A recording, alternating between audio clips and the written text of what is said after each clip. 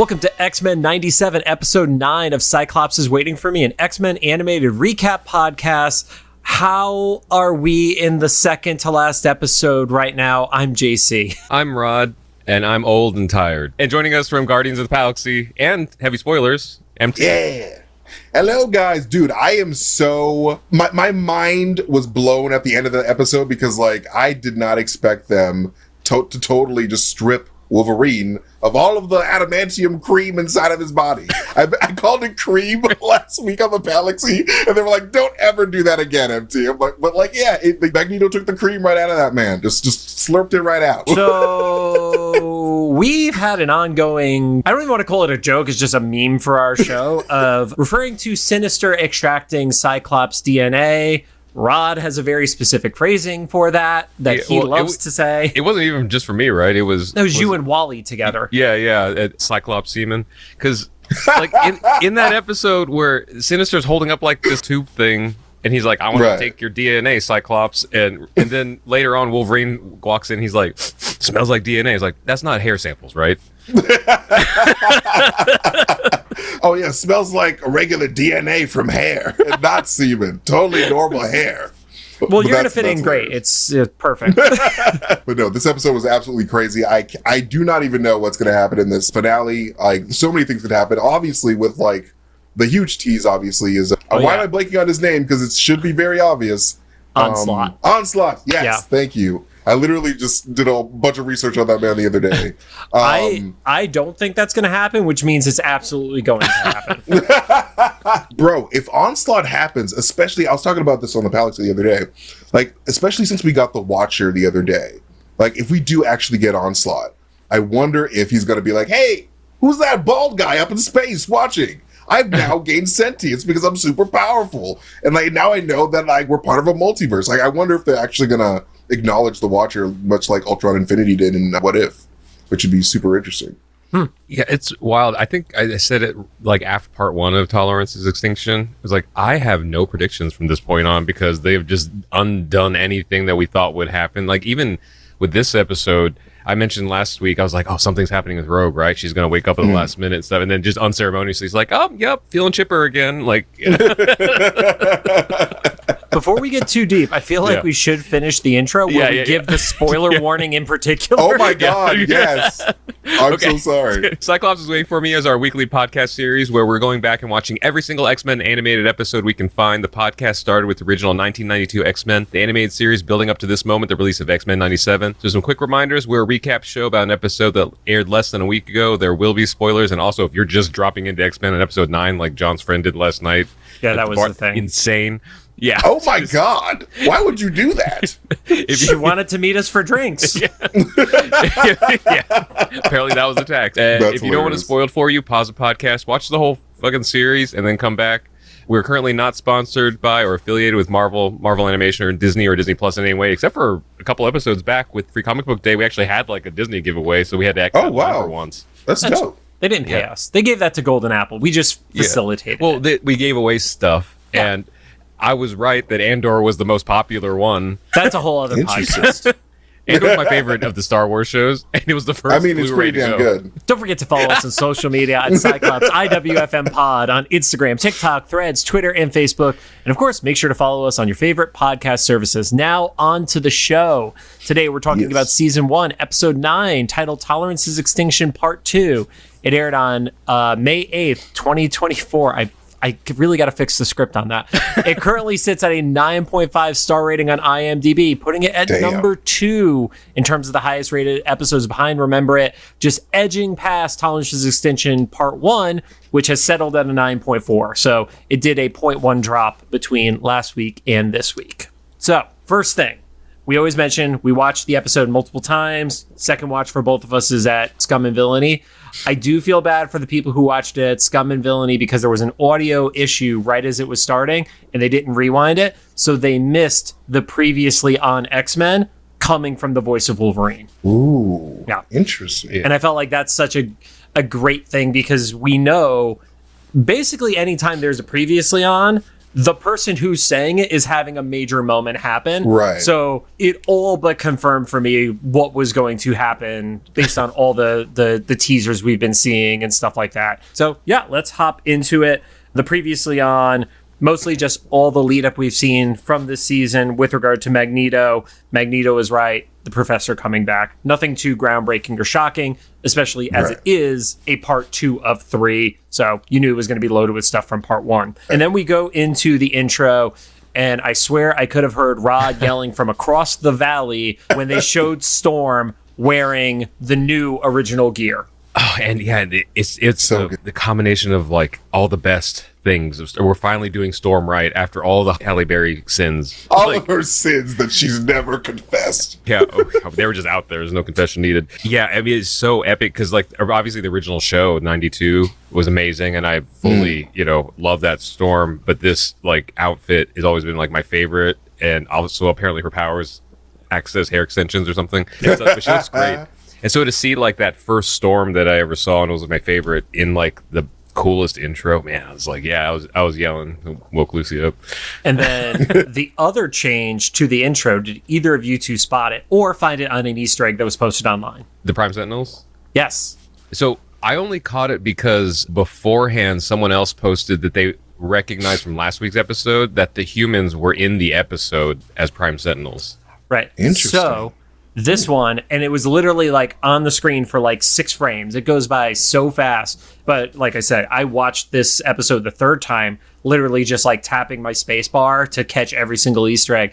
And the humans that are running from the Sentinels before the good guys, bad guys clash in the final shot of it were all actually in Prime Sentinel form. And it is literally a blink and you will miss it moment. Oh, wow. Damn. I did the cardinal sin of skipping the intro this episode because I was so impatient. I was like, I've got to know what happens. I have to skip the intro. But like they always change some things, and I totally forgot this time around. I did not catch it until the third watch through. So I caught it the second one only because the first time I thought I saw like different shade of skin, you on did. Those humans. You were correct. And so the second time around I was like, okay, I'm gonna like look the next time, and I was like, oh, there they are. Yeah. Interesting. It's also different, I feel like, on like my new TV that's next to me versus when I'm watching it on an older computer monitor, like the motion blur. Like it just, I don't notice it on that TV, but when I'm staring at the computer screen from a few inches away, it stands out more. So episode kicks off. It's a sunrise over the destroyed mansion. This is what, the 7th time this mansion has been destroyed in the continuity, basically. Totally safe for kids. Bring your kids on over to the X-Men. Yeah, it's amazing that there's only 1 or 2 students ever there by comparison to all the other X-Men like media. We've talked about this. Like, oh yeah, it's a school. It's like who's a teacher here? Who's actually a student? Because it's like Jubilee, who's now an adult, and Roberto, and that's it. So like there's no class. There's no like actual structure. So like, what are you guys doing? Yeah, at least in like Evolution, they were going to a public school and then doing their training after the fact. Or in, the X-Men comics, like eventually there's tons of mutants living in the dorms and the various X-Men are teachers. This is just like, it's a school in name alone, basically. Right. It's like they have all that space and they don't even use it. They barely use it for all of them. It's so weird. Because it's constantly in reconstruction. Yeah. So what happens at the beginning is we actually see like 3 or 4 different stories that are just quickly swapping back and forth. So the first one is Xavier waking up and just like, the whole mansion is just completely fucked at this point. He goes over and is wiping his hover chair, but it also has like a metal bar through it. So I guess when you have no clean mirrors, that's what he was going for. But it was like, that thing is not moving anymore, sir. He's like, my favorite chair. Oh, no. Damn it. I've got to use this regular chair like a regular man. Damn my life. I don't know. Why did he not bring the legs with him? His little Shi'ar legs? He was just like, why would you not do that? Like, I think he left in a hurry. And also, the legs that he was wearing were messed up by Deathbird. I think when she slashed his knees, like, he wasn't going to wait to get a new set made, configured, or whatever it is. That's my theory on it, at least. I just assumed it was petty Lalandra. To be like, well, if you're going home, you don't get to take that shit. You're going to have to crawl there, bitch. I'm taking these legs. And the last shot of Charles from his intro swapped back and forth is him just opening his door as he's in his classic style wheelchair with the blanket over his legs, and just like the hallway is all fucked up. So it's like, okay, I guess he slept a few minutes after crash landing the night before, because I get the impression this is literally like, you know, within a couple hours of what happened the night previously. Other side of the world, assumedly, Magneto is on a rocky outcropping. He has his helmets in his hands, and you see a bunch of shipping containers all just sitting idly in the water.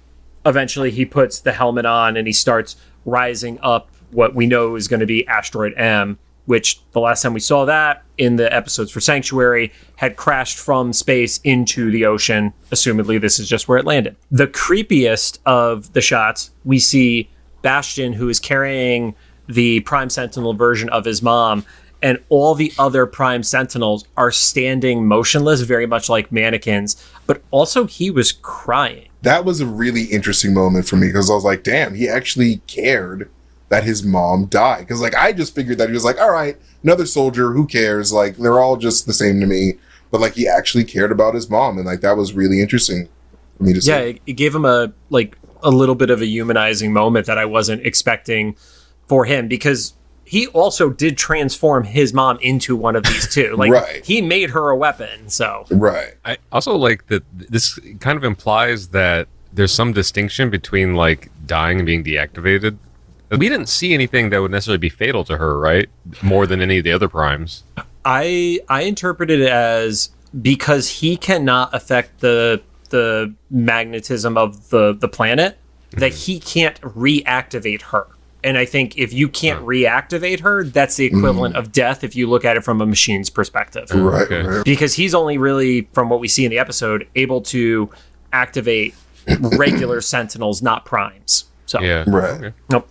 And then is on the bed with her. There's the awful painting above her bed. I hate that painting. Creepy ass painting. It's the creepiest painting. That's when you stop feeling sad for Bastion. You're like, oh, right, this family. I was like, he's a psychopath. All right, No. totally forgot. But the touch that they did add to it is he actually seems relieved when he says it's finally quiet, because we know his power is that he was hearing all these machines and everything like that. And now there's no working machines, especially in Harmony, Pennsylvania. So Right. Yeah, I think that calls back to your theory last week, or was it last week or the week before, of like this was Bastion's whole plan to have Magneto kind of go rogue and maybe EMP the planet and stuff. I don't know if it was necessarily to EMP the whole planet. I thought it was to wage war on the planet. And I think it kind of turned against him, that I don't think he was expecting his own stuff to get shut down. So, Okay. Because I took it as like, now that all the noise is gone, he can like, he's in control of every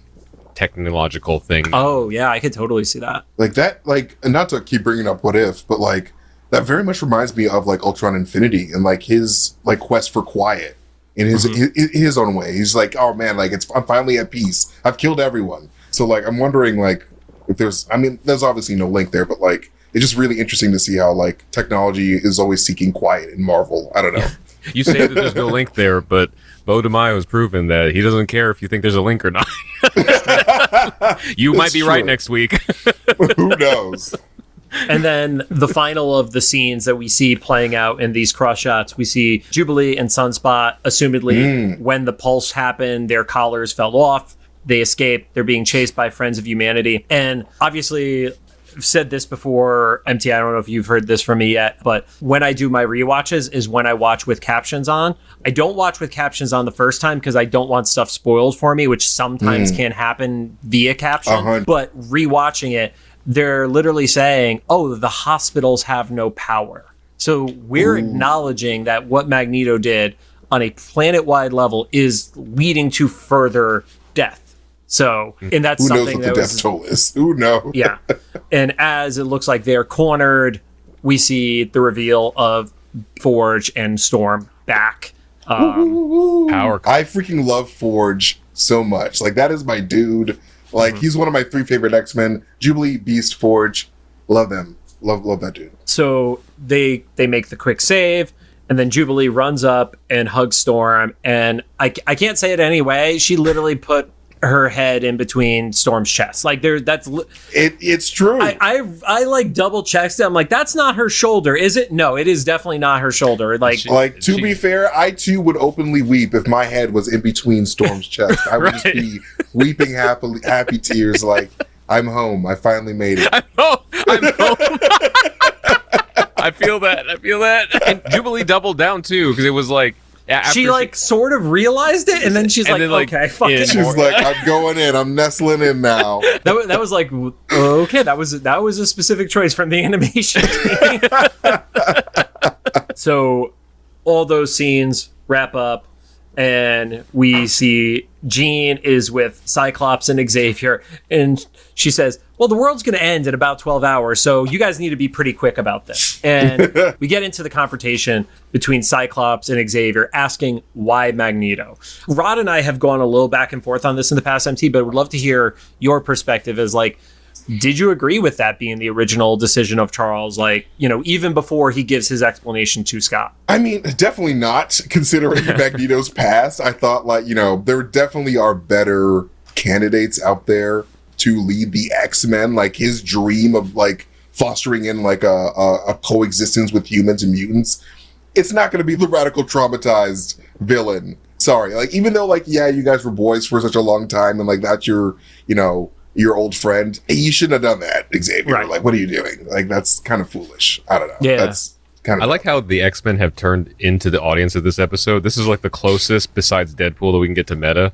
So Cyclops is saying all the things that we're thinking. He's like, why did you give all of this to Magneto? Right. The one main guy we were fighting for 5 years. Yeah. I mean, I remember there were theories that were bouncing around that it was Magneto had faked the will and that it wasn't actually left to him by Charles. And wow. I was like, I think it would be too simple if that was the case. I feel like this show has done such a great job of showing shades of gray Xavier versus the original 92, where it was very much like White Knight, everything pure Xavier. And him being like, well, I had to roll the dice on my friend, even if it could have led to massive tragedy. And it's like, oh, that was probably not the bet you should have made, Yeah, it's all just idealistic, glasses half full with Magneto type of thinking. It's like, yeah, that's a gamble you probably should have taken with our lives, actually. Yeah. So The maybe it's your own personal thing.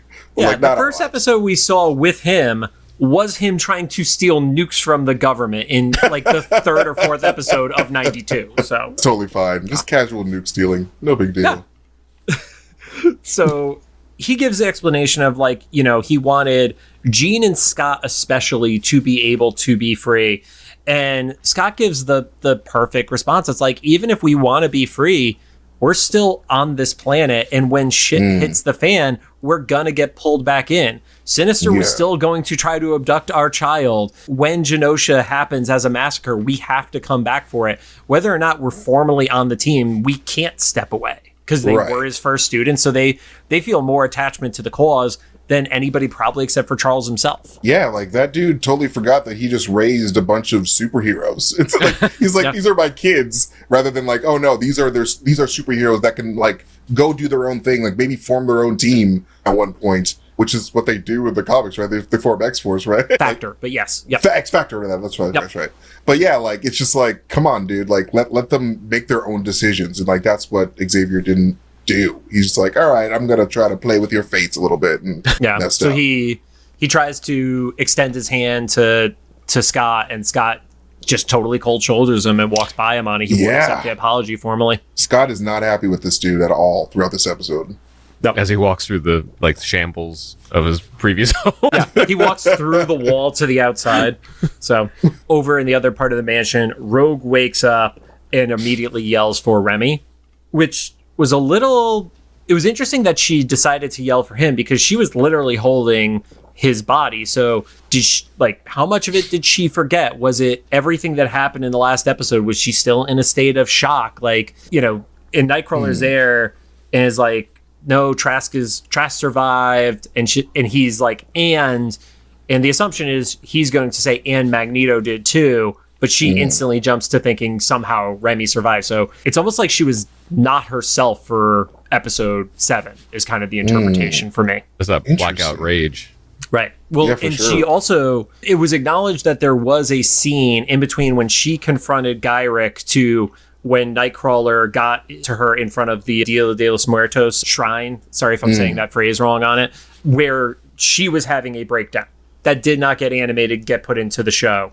So it could just be the extension of that trauma response. So Disassociation. True. Storm, Forge, Sunspot, and Jubilee come in. As they go to the door, it literally falls over. Your boy Forge, man. He's like, what do you say? We missed the rodeo or not? Hoedown. Hoedown. He's like, man, read the room, man. Right on time. You get the reunion of Jean and Storm hugging each other. Jean is obviously happy to see that Storm has her powers again. Storm tries to credit Forge for that happening, and Forge wants to acknowledge, like, it wasn't just me. She pulled that out of herself, and he uses the phrase, her modest goddess routine, which is just the best oxymoron phrase possible. I was going to say, like, metal band name. Modest goddess. I can see that. Well, if you use routine on it, then it becomes a punk band. So There you The go. modest goddess routine. I You like put, like, it. the in front of it, then it's like an emo 2000s band. and then we got a great moment that Rod, you were loving last night at Scum. I So was cracking up because we were watching. It didn't register until we were watching it with like a massive amount of people. It's like Beast is just staring at Forge's crotch for a full 5 minutes. He's like, "Wow, this is fascinating. How did you make like?" If you dropped into that scene, like if you showed, like we were talking about my mom before we were recording, who doesn't watch X-Men, if I just dropped her in that scene without context, that's what you would think, right? He's like, like wow, just the how'd you screenshot make and it? be like, Mom, what is happening here? Yeah, well, he's hitting on him, right?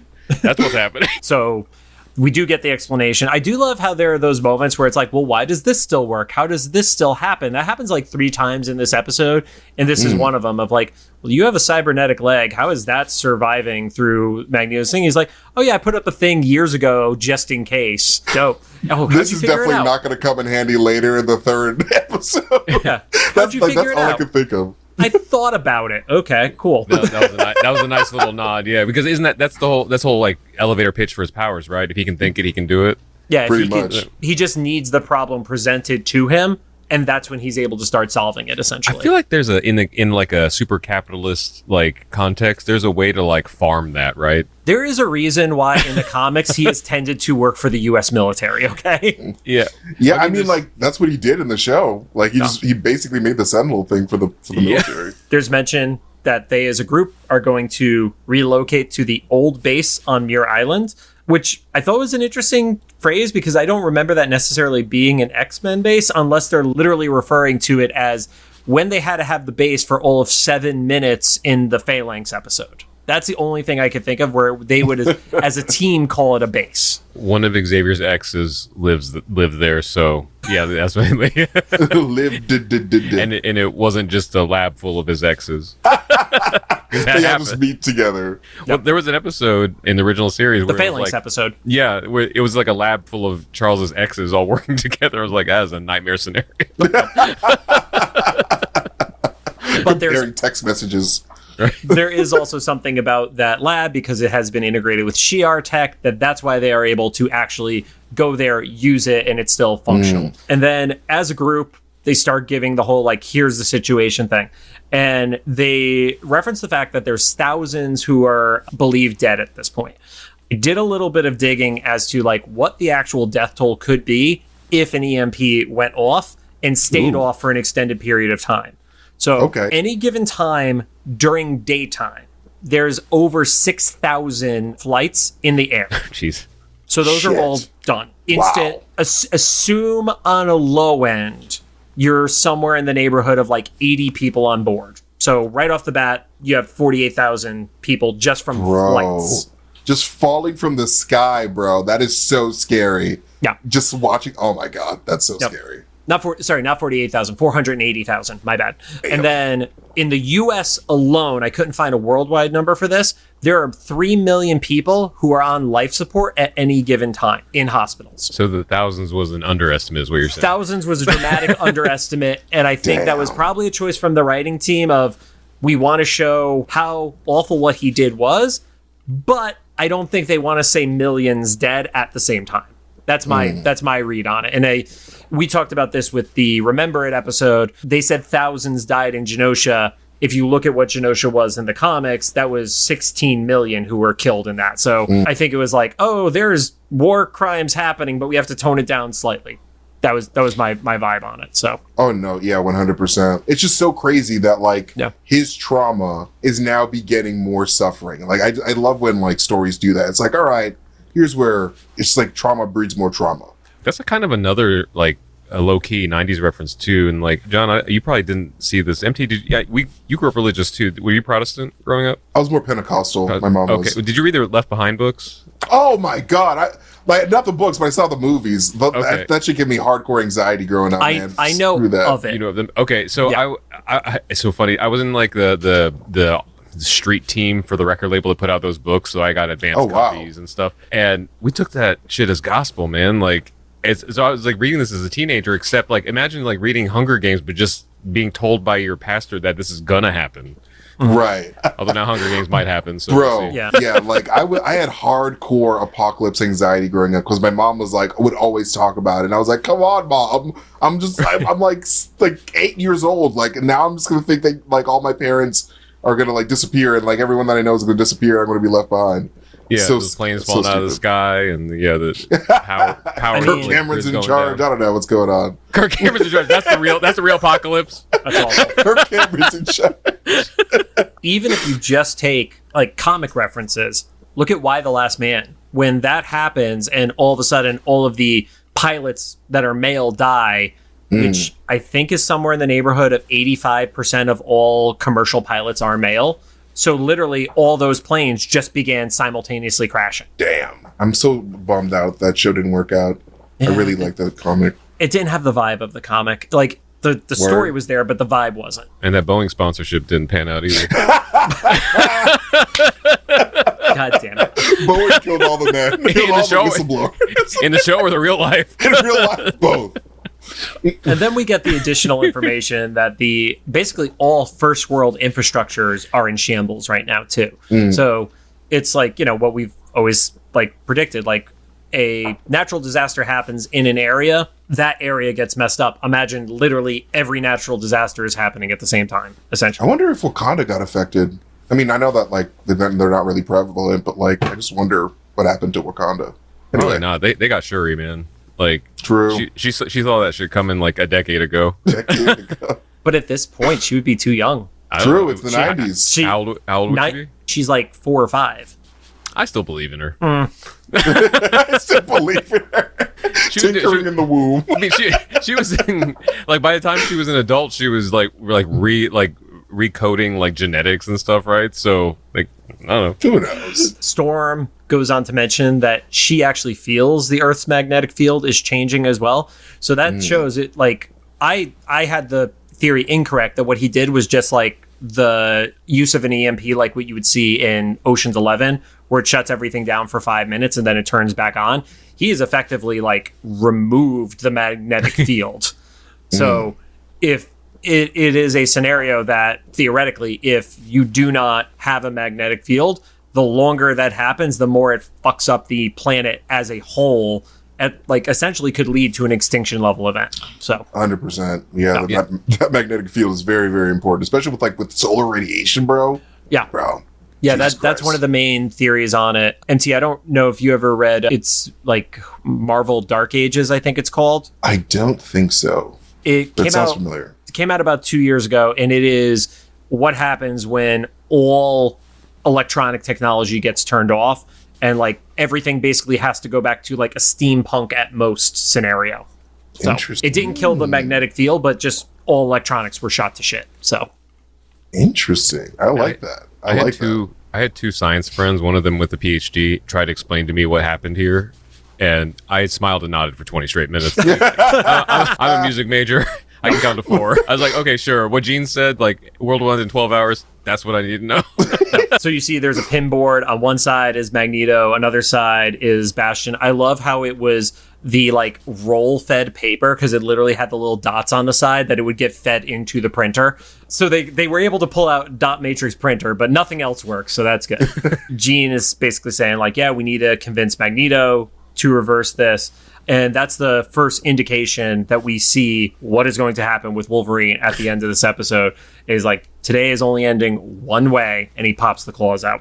Xavier does not want Magneto to take the full blame for this, is trying to put some of it on him. And it's like, too little, too late, man. Honestly, like, what are you going to do at this point? You know, like, I know that Xavier feels guilty, but like, you should. Like, no one's going to be like, it's okay, Xavier. It's like, no, it's not okay. This is all your fault. You just stayed on the planet.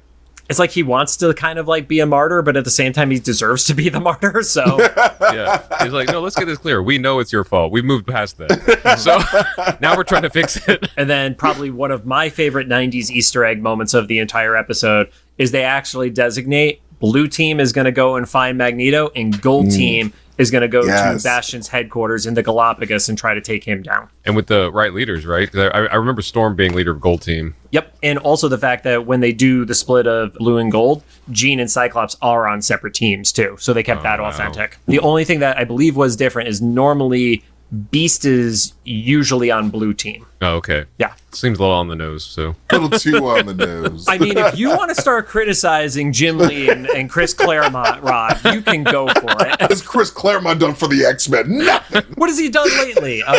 Still think he wrote something like within the last 2 years. So Beast mentions also the technology to undo what has happened with the Prime Sentinels might take years to actually restore their humanity to them.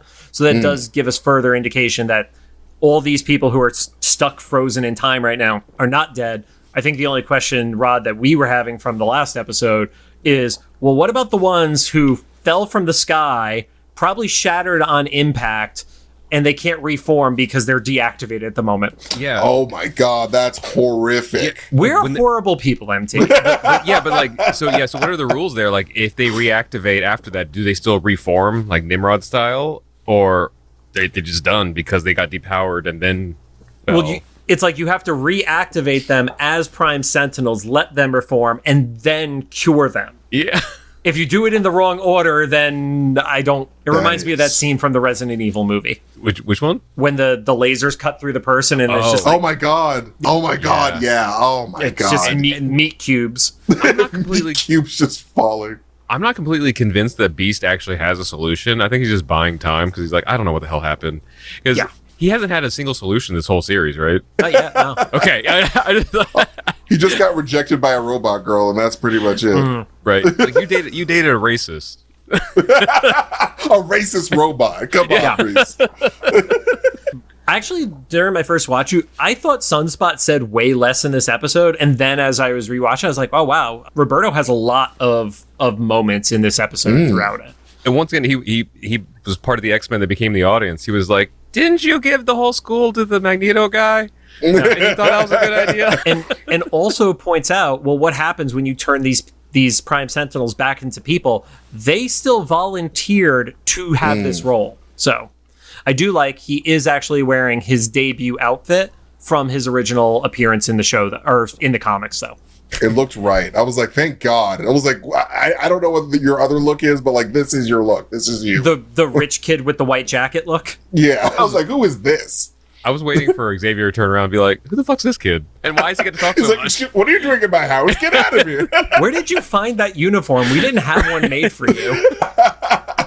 Rod always has pointed these out, and now I look for them. When does Storm have the awkward moment? And this was it for me, where it's like, we'll do this like we always have, as a family, and I just start laughing because I just imagine Rod with those. Well, at least that one was encouraging because, like, MT, this little context, like, my favorite moments were the earliest part of the original show, because Storm would say these things to just emphasize things that didn't make you feel better, but it's like, I guess we were all kind of thinking it. Like, when Jubilee first gets to school and she's like on not a balcony, what is it, like the dome thing at the top? The dome thing, yeah.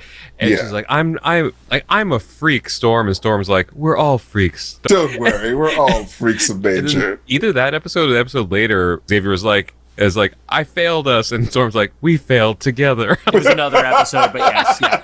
We're all a bunch of failures. I really can't wait because shout out to AJ Locasio, because we just did an interview with him that went live the day that we're recording this. I can't wait till we get to talk to Allison Seeley Smith, just so Rod can have the moments with Storm. That's literally all I want. I'm just gonna hide from the camera and just put Lucy right here. Just be like, I can't be in the same space. Because her and Lenore deserve to win awards for this show. Oh, Like, this season, They're so they good. both crushed it. Yeah, everybody's done amazing, but these two have had like iconic moments just in like entertainment. Right. Beast does mention of like, oh, well, we probably need to find the central server. Don't know where that is. And Xavier reveals that he has history with Bastion. He knew that he was a mutant from Cerebro. And for me, like you've been mentioning it, MT, this is the moment where it could be a what if. For me, Right, because yes. I like what ifs where it is not a canon moment. So for me, I would be like, oh, well, what if Bastion had accepted the role onto the team, and how does that play out? Right. Because Storm said, oh, in another world, this could have been, or he could have been in that portrait. Yo, it would be so cool if we got like in the comics when the young X-Men came into the future and like interacted with the older generation. If we got that team with Bastion on it, that would be really interesting. It's like, oh no, we have a good Bastion, even though he just ruined the world. But like, Right. Is he actually good? Who knows? Yeah. Like, what?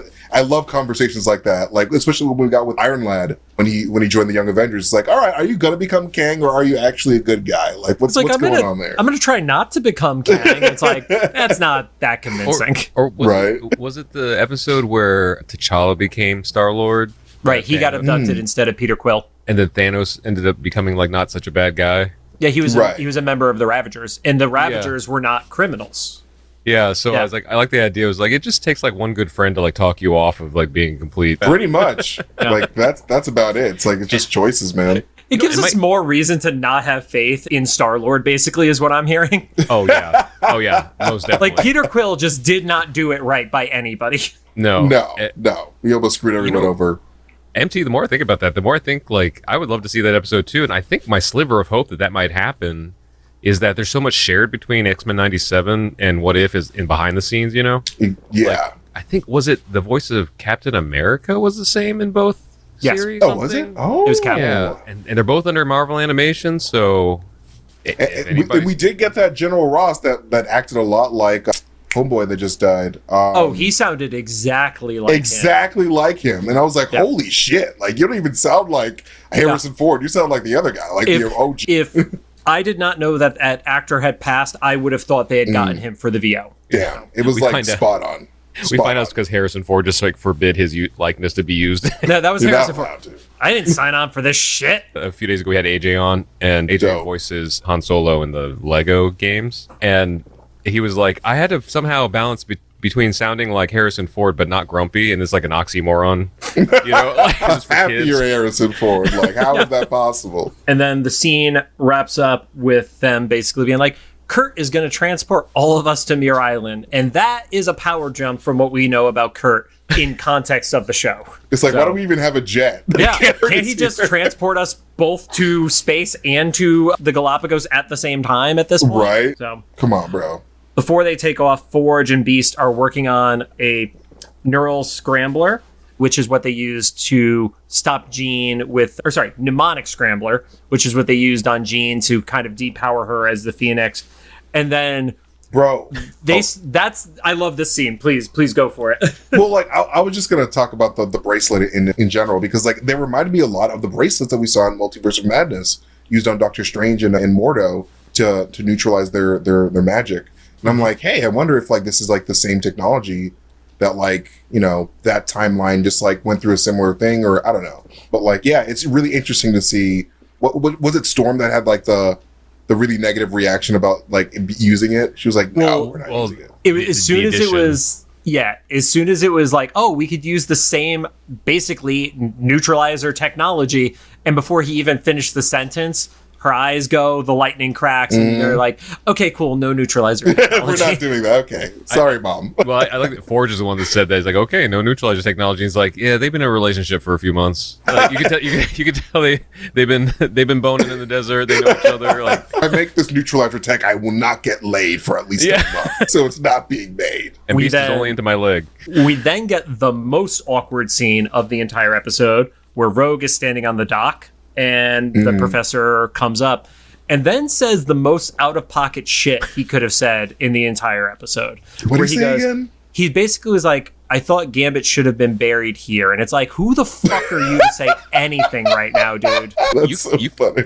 You can tell people with different experiences wrote this series versus the original series, and all love to the Lee Walds and Larry Houston and everything for the original show.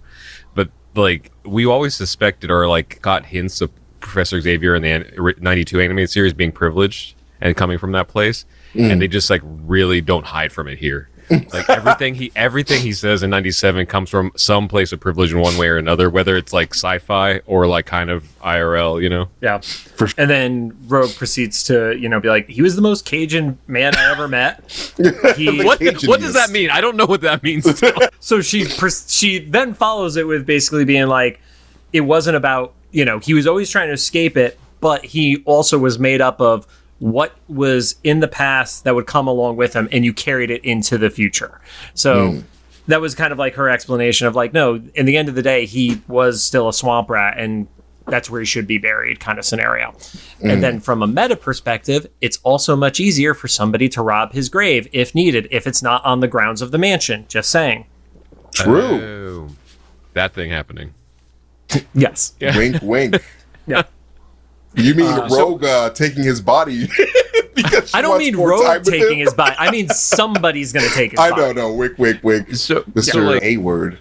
Does that mean then that she's kind of backhanded complimenting it? Like she's like, oh, them Cajuns. Yeah, I think she's saying it she's giving it in a respectful way. Okay. Yeah. This is the She's not best saying Cajun I've ever met. Yeah, she's not saying Cajun with a hard C, okay? Those Cajuns. She's like, she's like, oh, well, he doesn't have them people. But then proceeds to take a swing right at Xavier of saying, well, if you saw us as people and not just as your students, you would have known that as well. Ooh, standing ovation. Got him. That one got the loudest reaction aside from the finale last night, I feel like, Rod. Tell me if you think I'm wrong. That was like the yell reaction at the bar. Because all of us like 90s kids have been like fucking sick of Xavier for 30 years. Every day for 30 years, sick of that bald bastard. Xavier then does the whole like, well, nothing I can say is going to make this okay, and he's sorry to her, he's sorry to Gambit, and he's sorry to Moira, further confirming everything we believe that Moira is one of the fatalities on Genosha as well. And before he could really finish the thought, a storm of lightning, and it basically looked like the Aurora Borealis was with it as the asteroid M is dropping from the sky just over their lake. Because it's the only magnetic activity, right? Is that why the Aurora Borealis was there? I don't know. You were the ones who were talking to the scientists, guys, so... I didn't get that far at asking them. I thought the Aurora Borealis was in the X-Men's kitchen. I don't know how they would... Localized to your kitchen. Yep. At this time of year. Can I see it? No. Oh. No. That was when the steamed hams were on fire. That's right. God, we're all old. Old Simpsons jokes. There is a generation of people who watch The Simpsons who do not understand that joke because it's in the first 10 seasons when it was still good. Yeah. Come on. Watch the originals. Everybody runs down to the dock, understandably so. Magneto is telling Charles to be reasonable, and Charles's response is, there's literally an asteroid floating above my residence. That makes me a little hard to believe that you're being reasonable right now. Kind of the echo of like Wanda, right? It's like, that was me being reasonable. Mm-hmm. I tried to be reasonable. I only took 4 members of the UN into space. That was reasonable. Right. And to his credit, we talked on this podcast before in the earlier episodes. We're like, is Magneto like kind of faking some of this or not? Just to gain some confidence. But like, it sounds like he actually just trying to give it a good college try, so that when it didn't work out, he could be like, I did it by the book, literally the book you left. Yeah. I mean, that's essentially what this speech is, which he gives right after saying, well, I did do this the right way because you abandoned us for your Shi'ar bird queen. That was his exact phrasing. Ooh, got him. Yep. I love how Magneto is just like, we're not doing the Shakespeare speeches anymore. No. I'm just saying, I'm just calling it as it is. Yep. So Xavier is continuing to give the warnings, like this is just a path that's going to lead to total destruction. There's still the ability to undo the damage that you've done. And again, Magneto, yeah, well, are they going to undo what they did to Genosha? Right? Bro, like, I love that, like, that little green boy is still on his mind. Because, like, he genuinely cared about him, and he wanted to protect him, and he promised him that everything was going to be okay, and he lied! That liar! The phrasing is so visceral, too, because he literally is like, I'm looking at this kid as he's staring up at me, and I see his eyes burned out of his skull. I'm like, holy shit. Bro. Yeah, the way Magneto described it was far more traumatizing than seeing it. Yeah, seeing the animation, I don't think lives up to his thing. It's almost better that we didn't see it, like, because I imagined it would have been like, you know, the Terminator flashback scenes where you see the nuke going off and stuff like that. But that description, like, because it happens instantaneously, but like when you hear somebody to like draw that out, it's like... Didn't he comfort the boy in his native language? So he said it in German, yeah. In German, right. So it's just like, bro, like he must have been like having hardcore like flashbacks to like his youth, and like, you know, it's just, I don't know, like that. I can tell, I can see why he was completely silent when Homegirl was trying to talk to him when he was caged up. He was like, bro, I'm done. Yeah. I'm done with y'all, man. I'm done with Xavier's dream. I'm all done, bro. Yeah. That's so sad. I'm kind of imagine Leech like looking up at him and being like, "What?" Because he spoke to him in German. Unless Leech, because can you translate that before I die, please? I don't know what you're saying. Because Leech's power is to turn off other people's powers. It is not like a mimic or a rogue or a morph where he absorbs their powers. Right. So he just heard German words. And that might be for the best, because if you're going to go, like, maybe don't know you're going to go and still have hope kind of scenario. That's hilarious. Magneto then is like, well, how many more of them are going to die? Your dream is dead. I'm giving them a new one. I'm giving them a new Genosha. And Xavier does the line that, like, it could have been a mic drop moment had Magneto not been so good to respond to it, where it was like, well, we're not gods. We shouldn't be acting like gods. And then Magneto says, well, gods abandon their believers, mutants don't. Yo, such a good line. I love that line. Such a good line. Such a good line. And it also kind of plays off of something we discussed in our last episode where there was the William Stryker Easter egg in it. And I said the name of the trade wrong. I had said it was Mutants Love, Man Kills. It was God Loves, Man Kills. And that felt like probably completely unintentional, but it felt like a good mirror to that phrase for me. Mm-hmm. Oh, absolutely. So, that very much reminded me of, you know, what we saw in, and obviously we're going into MCU territory, but like what we saw in Moon Knight and like what we saw in Thor 4, where like all the gods were just so apathetic because like they all just left humanity. We're just like, all right, peace. You guys can just do your own thing. So like, it's true. Gods just be like that. Rogue responds. She's like, none of you were there. Like, you don't know what this was like. She was like the guy from Waiting at the end. Yeah. Yeah, do you want to... She points, she's like, you suck, you fucking suck, you okay, you're fucking suck. Like, yeah, is basically like, who's next? Jean, been there, done that. We don't know where Bishop is. And then the phrase, Morph was on the team for about 30 minutes before we left them. So, or threw them to the fire, essentially. And if you look at the actual time of when it happened for Morph in the original series, it was like within the first 6 minutes of the second episode. So that is literally 30 minutes from TV time perspective, start of the first episode to when Morph got whacked. Damn. Yeah. Also, shout out to Rogue for using them. Yep. Yeah, because that was the first time they addressed the name properly. It had been in the post credits though, or not the post credits, the credits with the spinning information thing. Yeah, but yeah. Well, I'd read an interview with JP Voices Morph saying like, oh, you won't hear the pronouns or the non-binary terms in the show because in the 90s that just wasn't. It wasn't common. Yeah, but it makes sense why JP would say that now because Lenore had the line. Right. So good on them. So she also said, you know, on Genosha, I made a choice. I was gonna lead mutants into this next era, and I'm not going to see any more die.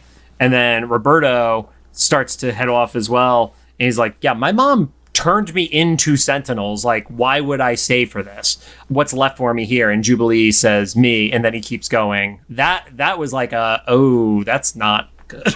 I hate Roberto in this moment because he kind of becomes a fuckboy by a little bit.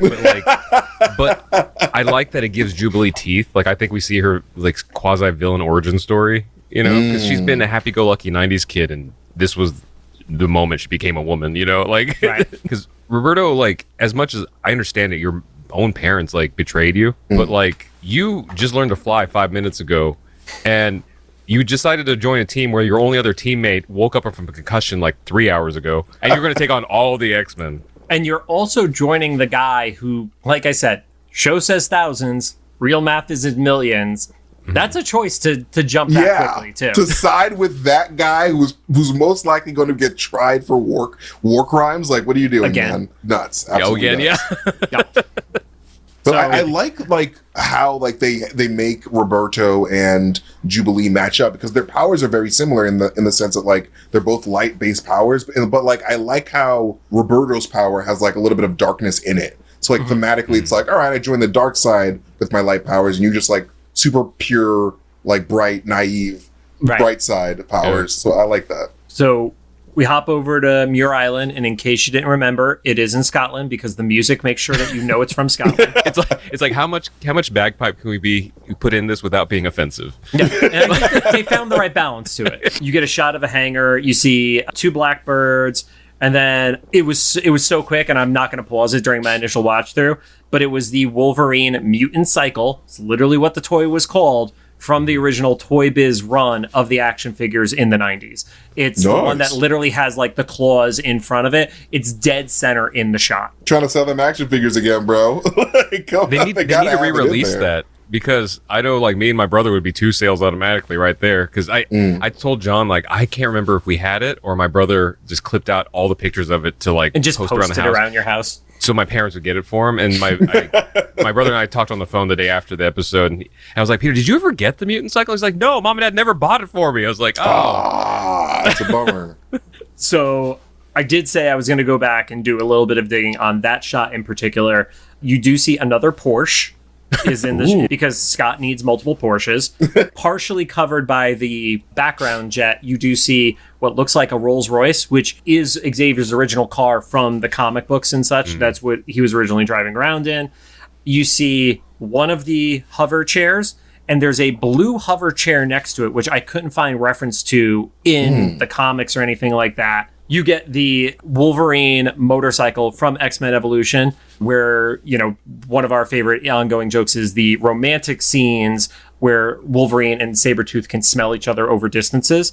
It had a very similar paint job to that. And then there's also like a little like dirt bike, which had a similar paint job as well. There were one or two other vehicles in there that I couldn't find references to. For context, anybody listening, this goes and gets recorded the day after the episode, so I only have a limited amount of time to search for Easter eggs. It's not like rewatching X-Men Evolution, where there's like 20 years of research that I can start borrowing from other people on that. And then we see a moment between Cable and Scott. First, let's get into, Bo DeMaio had said everybody should rewatch X-Men, Pride of the X-Men. And I was a little disappointed because all it was a reference to these outfits, not because there was anything from a story beat perspective really that had to do with it. But we did see a classic outfit for Scott, and it was his second outfit, which came from X-Men number 39. You see Jean in her third outfit, which was also from X-Men number 39. You see the Wolverine brown outfit as opposed to the blue and yellow, which is from X-Men number 139. And then, of course, Storm's outfit, which we know is from Giant Size X-Men number 1. It's so weird seeing Jean in her Marvel Girl outfit. It's just like, when was the last time she wore it? Why did you decide to wear it now? It's so out of date, and like it looks so weird. I'm just like, this is like a child thing to do. Like, why are you, as an adult, dressing up like your kid self? This feels weird. My interpretation on that was whatever outfits they did have at the mansion were just completely decimated. True. And this was the only spot that had like fresh, clean outfits for them. True. I can believe that. And I don't know if that's actually the case, but that's like, if I have to come up with a reason, that's the one I'm going to force myself to give. So Honestly, that's believable. I can see that. The part that makes me laugh about that theory, though, is that Jean still made the decision to put the mask on. So no one knows it's me, Jean Grey. And it's like sticking off the top of her head by like 6 inches. yeah, there was a cosplayer that had that outfit on at Scum and Villainy, and like it just doesn't look comfortable to have that thing attached to your face like Not that. at all. Also, while watching the episode, the mask stayed on, so props to her for doing that. You get the moment between Scott and Cable, and it's kind of the whole like, she's great. He's like, yeah, it's not my mom. He's like, but like your mom, they're two of the strongest people I had ever met. You need to trust her. And then Cable thinks that Scott is going to be overprotective dad. And he's like, what, are you going to tell me to like be careful? He's like, no, give him hell. And it's like, you sounded more like a dad with your way of saying give him hell than if you had said to be safe to me. So Right? Why would you tell like the Terminator man to be safe? Like he's gonna be safe. Like he's been around this timeline once or twice. He'll be fine. And then he's like, oh, and I forgot this. And he throws him a duffel bag that has the blue and yellow outfit, which all the Cable outfits I could find most closely resembled Marvel vs. Capcom. That was the one. Video game. Yeah. The only real difference between it was in the game, Cable's non-cybernetic arm was a long sleeve, and in this one it was a short sleeve. But and then we got the line that I knew Rod was incredibly excited for as somebody who's not a big fan of the original X-Men movies. I hate the X-Men movies. To me, they're the racist grandpas of the X-Men movies. Like, Wow. well, Okay. because we have to appreciate them from bringing us what it did, right? Superhero movies and stuff. Yeah, But they them were- and Spider-Man and Blade. If we Yeah. didn't have those successful series, we might not have what we have today. but they were not good movies, and it was like emphasized by like how good they got half the casting, you know, and still messed up that like. But anyway, yeah. So Cyclops says like, "What'd you expect? Black leather?" And I said this when I watched it by myself at home, but also when we were at Scum and Villainy, I was like, "Fuck yeah!" Like this is what, because it was also Cyclops again that said it. Right. Said the yellow spandex, and then John, I don't know if you noticed this. At Scum and Villainy, this like dad with his kid like looked over at me like, "Did you say fucking fun my children?" It's like, you brought your children into a bar on Hollywood Boulevard. I did see that. And it wasn't even like just one, it was like 2 or 3 kids like with him, like Yeah, they were in the booth that was next to us because I got there super early to get a booth this time, and they like shared a booth with somebody else. And they walked up and they're like, "Do you mind if we share a booth?" And I'm just sitting like, I don't want kids sitting in a booth with me, so I was very happy they asked them instead. I think I just gave that look of they're like, "Oh, that's a guy who's going to say fuck," and it was Rod who said it. So it's good. also everybody in that room, because it I've said this before, watching X-Men 97, It's Coming Villainy is like what I imagine watching sports is like for people who actually watch sports, because I don't know that feeling, but now I think I do kind of. Yeah, Nice. except it's mostly us just yelling at Roberto's mom. Yep. Boo! And then you Deduct find points. out after the fact that the voice actor is in the bar after you just booed her. It's great. Was she in the bar? Last week. Holy shit, Yeah. that's so cool. So, well, yes and no, because like John said, we didn't know. And so I don't know how it actually was for her. I know that she's a professional, you know, and knows that there's a separation between her character and her real self, but I can only imagine all the other voice actors, you know, telling her like, "Yeah, you go there, everybody cheers, it's a fun time." And then they go there the week that like she turns her son into the Sentinels, and then everybody's like, "Boo, fuck you." dog." Yeah, somebody literally yelled "fuck you." And she's just there. She's like, "I'm the only cast member that was not cheered on." But she does follow us on Instagram now, so at least Oh. there's that. Well, Yeah. that's how you know you did a good job. If people like just despise your character, then like Yeah. you did a fantastic Yeah. job. You as gotta that know you're the character. villain. Like, what's his face? Is it John Voight, who is the T-1000? He's also Peacemaker's dad in Peacemaker. So he's literally like a member of the KKK. It's like, he doesn't want to get cheered. He's actually worried if he gets cheered. Yeah. Robert Patrick. Robert Patrick, sorry. Yeah. Yeah. Yep. Jump over in the astral plane. The president is talking to Xavier about the Magneto protocols. And then something I didn't actually realize in the previous episode where we saw President Kelly talking to Cyclops, the voice of the president is Barack Hussein Obama. What? I'm just kidding. Yes, him voicing somebody who talks like a Kennedy is perfect. It's Ron Rubin, who was the original voice of Morph in 92. Ooh, that is a really good fact. I did not know That was a random that I just was like, I was going through IMDb stuff as I'm going like scrolling down to trivia. I was like, why the fuck is Ron Rubin listed on the credits for this one? What are you doing here, Rod Rubin? Yeah. I like that. They're talking about the Magneto protocols, which were literally put into place because of instances like this. And Xavier's doing the whole like, come on, you gotta trust me. And it's like, Why? When has that worked? I guess they're doing the whole argument of the last time Magneto was going to destroy the planet with Sanctuary. Like, they did it in under an hour, and that's what they're kind of like calling back to scenario. But that lasted like a year and a half at best. Yeah, let's give it a little leeway. Let's even say it's 2 years. But yes, we see everybody suiting up. You see Beast is holding hands with Trish, which is still a little weird to me because we're under the impression that she opted into this right now. It doesn't sound like anybody was like forced to do this. I really hope that they reveal that everyone chose to at some level, even if it was like, barely, because I feel like from a story point, that's so much more powerful, that you had even a moment to think that like you needed to opt into this a little bit. Yeah. You see Jubilee holding Roberto's card that he had given her when they first met. And did either of you get the Easter egg from the card? Someone pointed it out later, and then it made me feel worse about my physical condition. What happened with the card? So the card had a number on it, and it was supposed to give you the impression that it was a phone number. But if you actually look at what the numbers are, it's 0907-1982, which is when Roberto was first created in the comics. Where the trade published, coincidentally, also Bo DeMeo's birthday. Okay, so I only heard about it being Bo's birthday. And that was also when the trade of his first appearance published. And everyone with eyes and internet access has seen how ripped Bo DeMaio is. And that I now know that he is 4 days younger than me. And it doesn't feel good. I am nowhere near in that physical condition. He is 2 of you. Oh, yeah. But also, like, looks like he has less back pain. Like, that's because he's 2 of you. Yeah. When you have that much muscle, your back doesn't want to die constantly. Like, but also the address, it was either Claremont Avenue or Claremont Street. I forget which one it is, but obviously a reference to creator Chris Claremont, who, according to Rod, has done nothing for the X-Men. Just with absolutely. But I love that Jubilee burns it, because I was like, yes, now we're going to see Dark Jubilee. Yes. And then the whole team and like kind of like that stilted, single frame animation style is walking to the jets, and you see Morph, who is in a suit that resembles closer to what they look like in the Exiles books. The only difference is they didn't have a cape with this attire, which was pretty standard for the early years of Morph within the Exiles. Also, Marvel Snap, that was the Morph card I had for a while, was the one with the cape on it. So we're saying that Edna Mode dresses the X-Men. No cape. No, God. No cape. And then as the 2 teams split up, Jean going to one jet, Scott going to the other, and they give each other a hug. Is it foreshadowing? Rod has theories that it is. I think it's a red herring on it. What foreshadowing did I think it was? Somebody gonna die. In my broad overall theory, they teased like about 4 deaths in this episode. I feel like one of them has to be real for it to mean something, right? I think we talk about that at the end when we go through all of them. So first, you're getting to Bastion's island, realizes that the jet is on the way, and the Sentinels start waking up.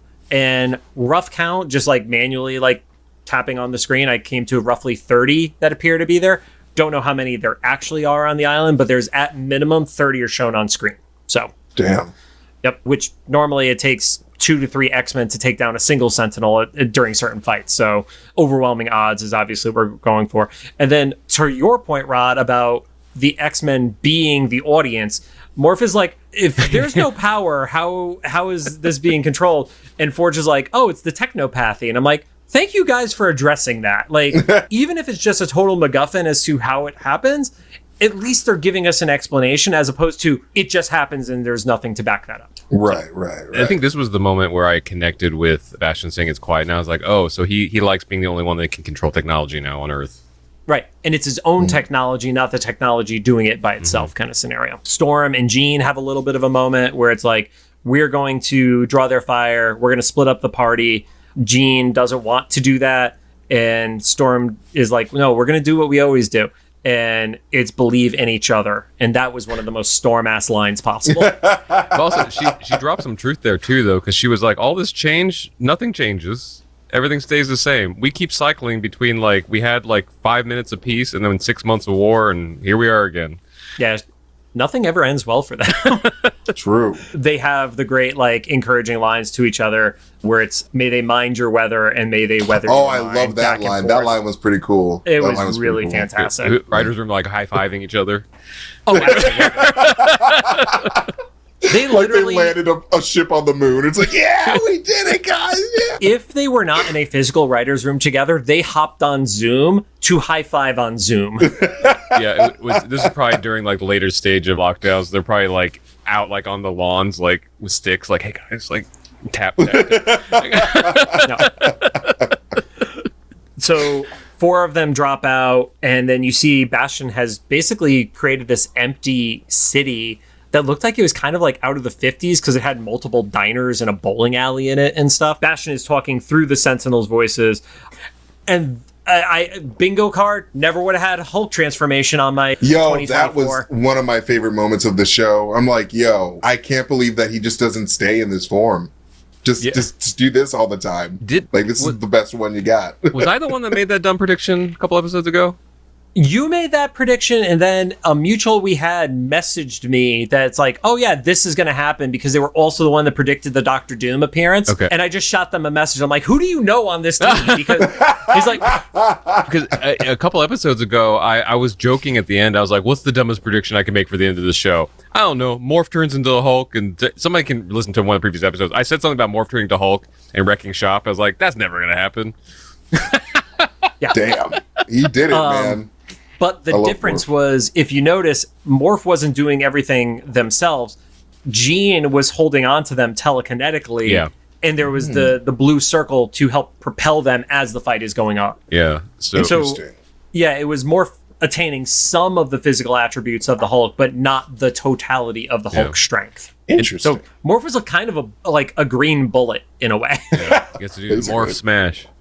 Yep. Morph Smash happens, and then the Sentinel head gets thrown through the DeMeo diner sign, which is obviously a reference to Bo. And that's when the classic music cue hit at that point too. Cable starts to get into the fight, ends up getting shot away like into the middle of the forest, and then we start getting the Jean and Sinister moments. Sinister starts making puns, which Rod knows I hate. NTU learned that when I was on Palaxy. And they had Sinister fight in a more creative way than I've ever seen Sinister fight before in animation. Like sliding and skating, using the tendrils, doing like a gymnast style flip and spinning in the air, and then turning their cape into combat weapons, like being actual spikes and stuff. This Sinister is so much better than what the animation provided to us in 92. Point blank. I mean, I would hope so. Was this the time where Beast like ripped off one of the Sentinel's hands and like slapped him with his own hand? Yes, that happened right around there. And, like, I don't know. Once again, this might just be headcanon, but I was like, is that another 90s reference for those sticky hands that we used to have? You know? Like, oh my god, yeah. I didn't even think about that. It seems too good not to be. right? Because it can't be the Chappelle reference, right? Like, what are the... No. Save the face. Slap. It's got to be a sticky hand. Right? That's so funny. I didn't even think about that. Yeah, well, the next time we see Bo at an event, you have to ask him that. Okay. So, Hey. you're going to literally sound like comic book guy from the fucking Simpsons episode. Right. Like it's the Poochie episode where Homer just responds, "What the hell are you talking about?" That's what that moment is going to be. Wait, In episode 9 of X-Men 97. Or who was it? Was it The Simpsons? And one of the actors said something like whenever I can't explain it, it was a wizard. That's Family Guy. Oh, was it Family Guy? Okay. Yeah, that one's Family Guy. It was a That's wizard. funny. Okay. Yeah. And then they end up in a bowling alley, and Jean starts to get the upper hand. And I sent the reel to both Rod and MT to make sure they had seen it. Rod had not seen it, so I'm definitely happy I said it. It was the most perfect timing possible for Jean to throw bowling balls at Sinister's face. Because if you guys don't know, there was a reel that went viral within the last week where some girl in a bowling alley threw bowling balls at another girl's face like they were baseballs. Yeah. Bro. That impossible to intentionally time that out. It is so bro, I can't even imagine what that headache feels like after you get like a bowling ball just launched right at your noggin, bro. Like that was brutal. Like 8 feet away at most. Bro. Yeah, and like that's attempted murder. That's got to be attempted murder, bro. That is like That's I think that's in the reel that I sent you was what the law says about that. right. And of course, it happened in Florida. Was it Florida? Of course, Well, because that reel that you sent, they were explaining Florida law. Oh, yeah. And so, like, I was saying to John, like, I'm genuinely impressed of, like, the ease and accuracy that she threw the bowling ball, like, at the baseball. Right? That was pretty fast for, like, a pretty heavy ball. And not like, to she was say- pretty pissed. Not to say that the recipient deserved it or not, but I want to know what they said. Yeah, what right? set Like, it what up? did you do, bro? Jesus Christ. Or what did they think you did for Yeah. that to happen? Like, whatever the situation. 'Cause I don't want to know this. Pretend like I know the situation. Was like, what happened that was like this is going to end this. Yeah, what was the trigger? We're not justifying it. We just want to know what you think deserved this. She was probably like, you're a bad bowler. It's like, well, now time to die. Yeah, you can go fuck yourself. And then Jean concludes by throwing a jukebox at Sinister 2 and knocks him through the wall. I like how that's the thing that Nice. scared him. He's like, oh no, the power of music. Back up in space. That's the International Space Station, I'm assuming, that the jet goes by, who's probably the only human that right. has power right now because they're up in space and they didn't get whacked with the EMP. Because if they didn't have power, they would be dead. Yeah, they're probably really confused right now. Yo, I'd be pissing my pants if I was like alone in space and no one was talking to me. I'd be like, Right. yo, what happened? And you They actually ate all the other astronauts already because they're like 6 hours without communication. This is going to go down. they probably watched Earth black out, right? oh, yeah, yeah, you- right? You That's would be able so to, true. yeah, because they would see the ambient light and stuff. Yeah. Right? 'Cause if it all Yo. goes off at once, that seems like it'd be significant. That's so Yeah. scary. Well, with that added horror to this episode, after I explained the body count from Magneto. So they arrive, Rogue and Sunspot go to the hangar.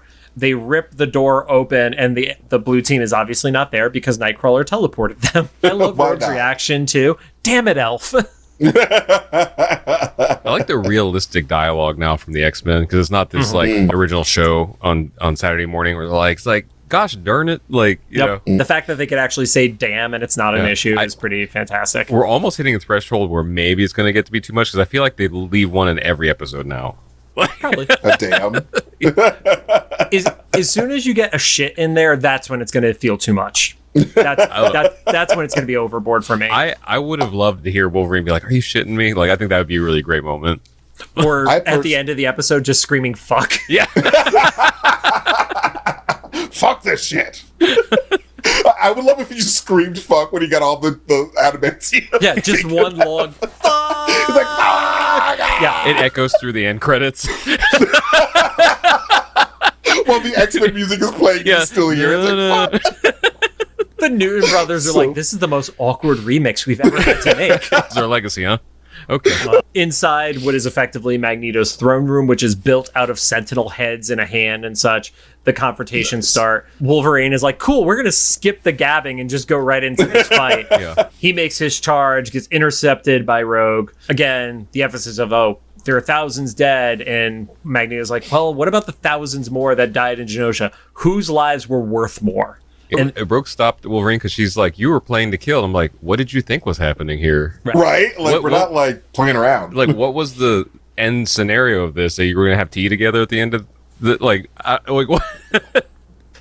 yeah, I feel like she's like, there was still going to be a fight. It's just, are you going to let him stab Magneto, essentially? Jubilee kind of does a little bit resembling Motenda, where she shoots when Magneto's guard is down, and as she's shooting him, Sunspot ends up shooting her, knocks her down. He immediately goes into like, sorry, I fucked up mode, and then they start just blasting back and forth as he's like apologizing, like, dude, you literally threw fucking fire at her. This is what I Like, the referenced. fire from the sun.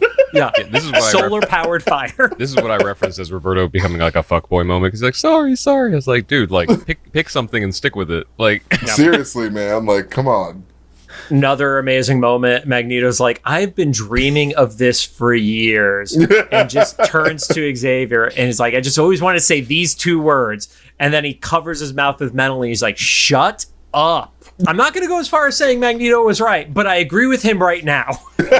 because like Professor Xavier was in the middle of like his third quote soliloquy or whatever stuff in that moment, let alone the episode or that day. So he's like, yeah, I don't we don't have time for this. Yeah.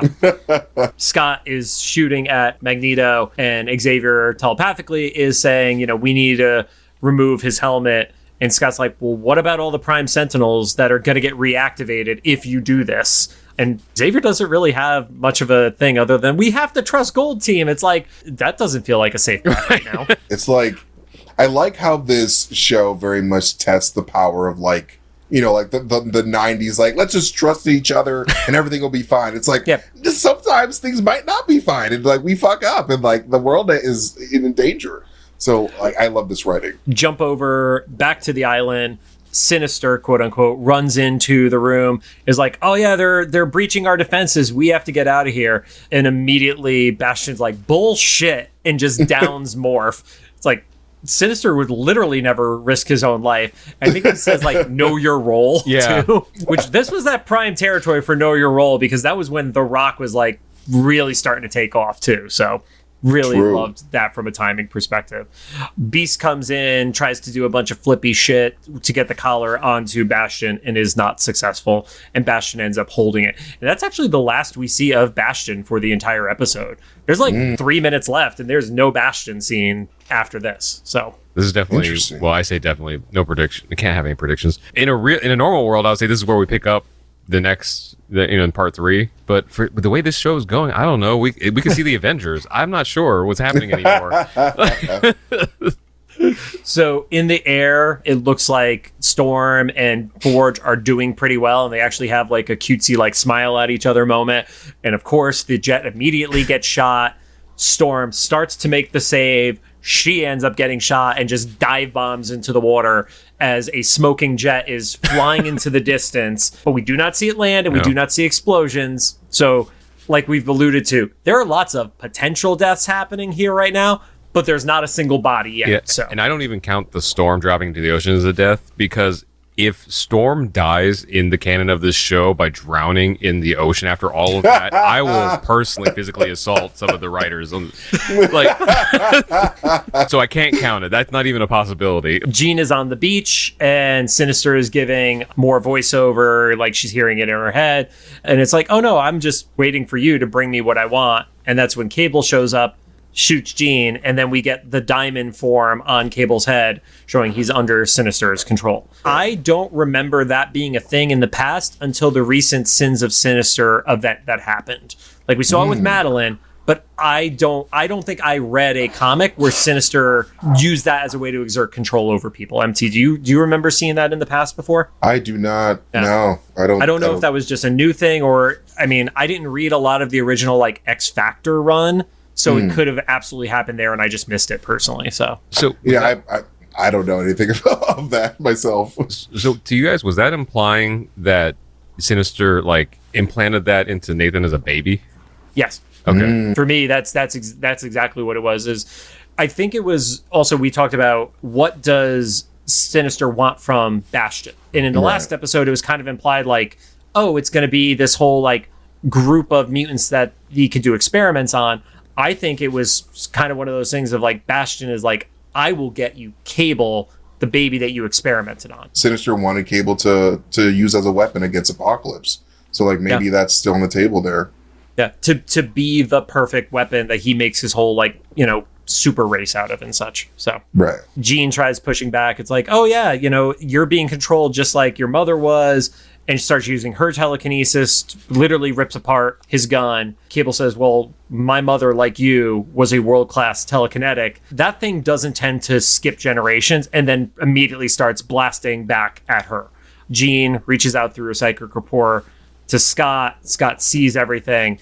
And then we get an I love you, as it looks like Jean is being overtaken by Cable's powers. So is it wrong to be desensitized to Jean dying? Not at all. Welcome to being an X-Men reader. Yeah, even just in this show, they pointed out already. It's like, this is like the third or fourth time. So right. I personally own at least 3, if not 4 books where Jean has died. Yeah. And whether it's the original, the reprint, or the trade, I own 4 times. And specifically in a wash of light. Yeah. Best one is in the Grant Morrison run where she literally just gets stabbed. Well, at least there's variety. Yeah.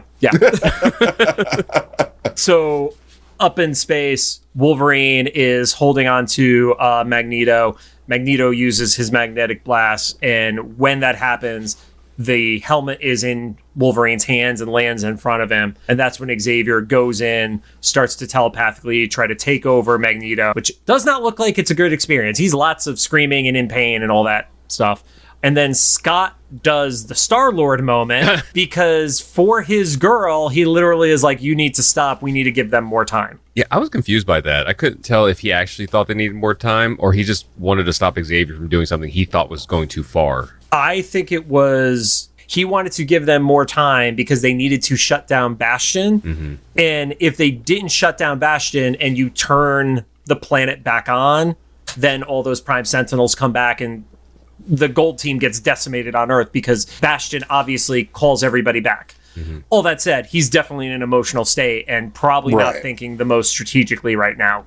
And then it happens, man. Magneto does this big power up, like you see the blast going outside of Asteroid M, gets the helmet, throws it onto Charles's head, and then starts to like crush it, it looks like. The Wolverine backstab happens.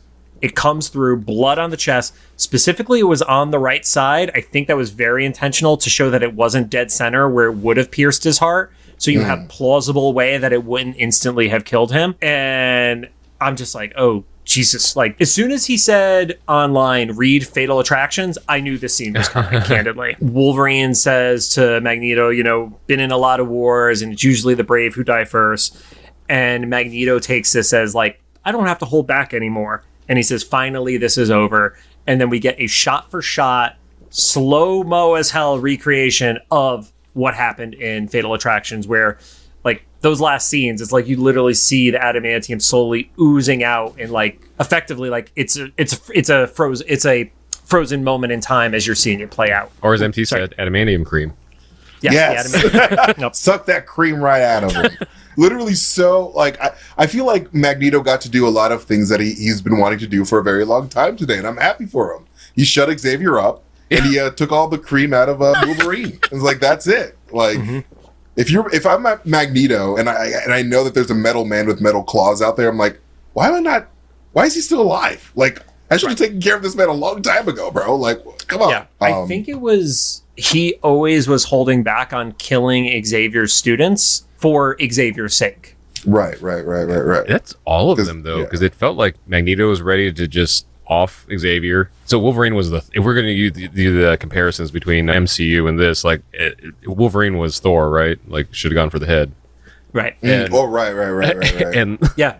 That was what everybody on Twitter was screaming. Of, yeah. Why wouldn't you stab him in the head when you have the open shot at him? Right. I guess so. Yeah, I probably would have done just. I mean, I would have hit in the corner, but like the chest makes sense. Actually, the adamantium being pulled out of him, I think, was more violent in this show than the comic cover, because I looked at both of them later online, and the comic cover doesn't have the blood.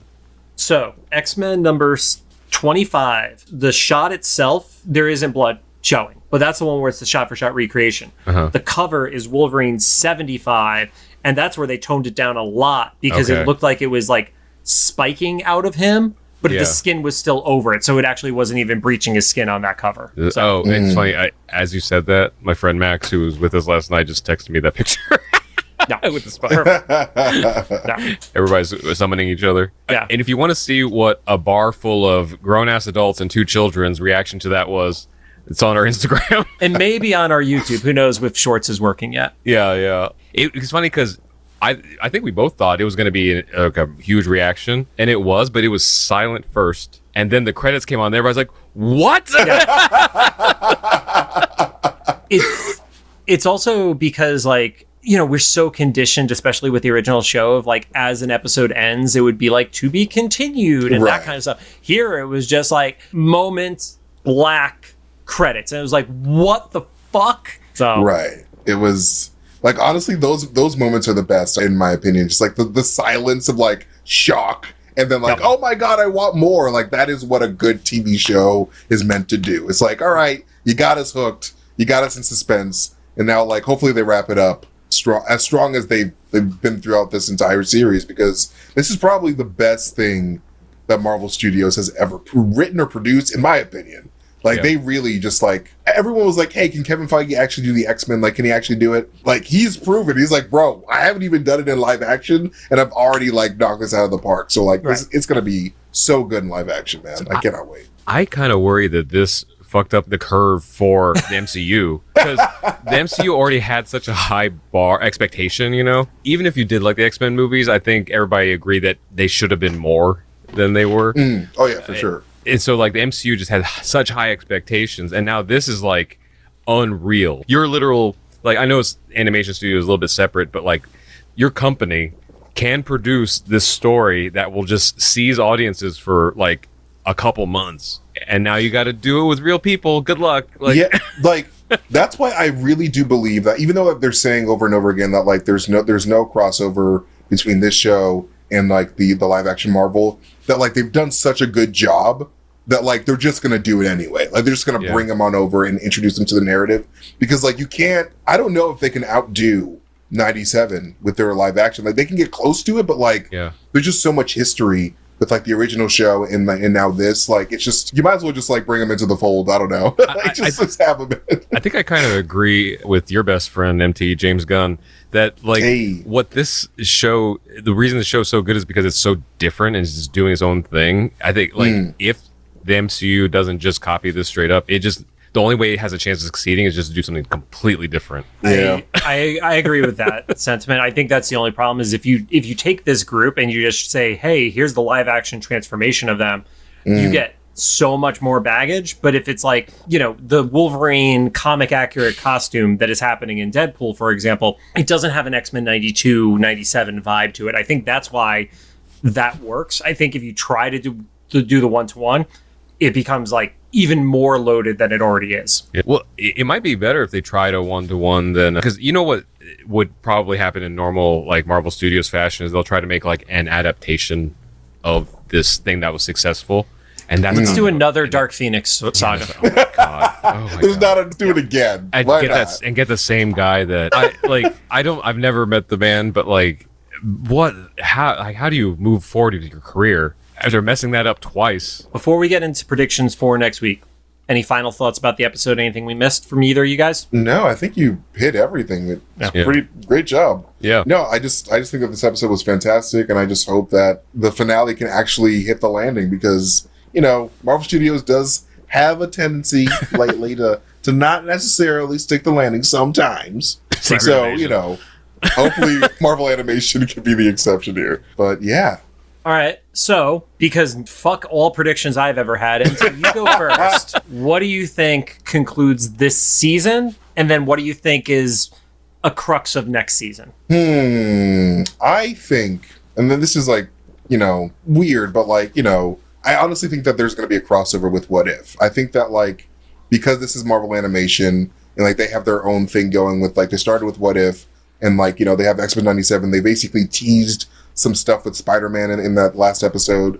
So like, I'm sure that they're going to do something with 90s Spider-Man and build a 90s universe. I just feel like, you know, with the popularity of the show, I think that they want that popularity to sort of like leach into like their multiverse narrative with What If. So like, maybe we might get a What If time. Maybe we might get an Exiles tease of some sort. Love the Exiles. It would be super, super dope. Like, I really want the Exiles to be a Marvel show. And it would be a great way to like continue the What If narrative without like, you know, your Captain Carter and all that stuff. You could just like do the Exiles. But yeah, I think that like, you know, I don't know what's going to happen on the Magneto front, the Bastion front. Who knows? Anything could happen.